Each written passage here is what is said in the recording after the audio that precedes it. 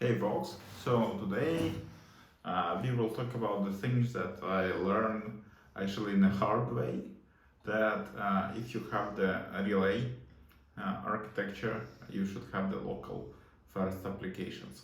So what I mean that this spring I discovered for myself the Nostr and one of the Nostr-based social networks Damus, and I was super happy. It's super cool.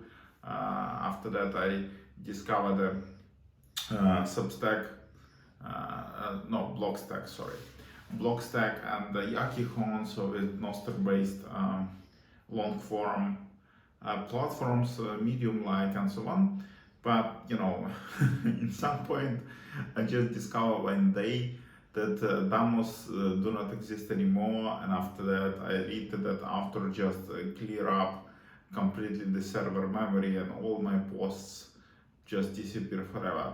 And then I learned it in a hard way that if you have the relays, then you should have probably the local fast backup.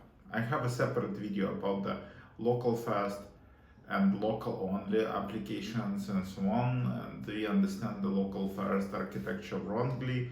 So for example, the Git, it's a good example of the local first use case that you're able to operate with the code, make the commits completely local, and in some point of time just select the subset of the changes that you want to synchronize with the remote server. So why you should care about your data yourself with the relay infrastructure that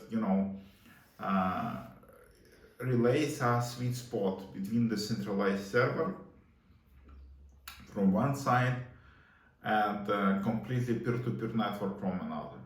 So we find in a hard way that peer-to-peer networks are hard to operate, and majority of users simply not ready to have such complex technical setup, and they don't want to care about their data. So we offer them first federated setup like Mastodon. What the federated setup means that servers need to communicate with each other, and they really could shut down or disable your account and so on. That's why the federated setup still codependent setup. And in some point, Nostr offer this relay-like architecture that you have independent servers, they don't know much about each other, and the client just decide set of servers that he work with, and if you achieve the decentralized setup because you just interact with the multiple relays. But the problem on this setup that if you put all your data in a small subset of relays, they still could disappear. That's why, for example, and it's not only about Nostr. This note is valid about the decentralized log nodes too, because they get another relay topology.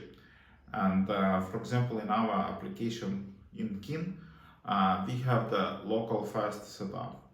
That you have a DWN, you could sync your DWN in the future with the remote DWN, but all your data stay on your device locally. And you have the access to your data even if you don't have the access to the internet. And that's the key, because if you will rely only on relays and in the fact that somebody will host your data for you, you could be in trouble, like I was a few weeks ago with Damus, that I just simply throw away all my social posts, and right now I don't even have the backup of this information.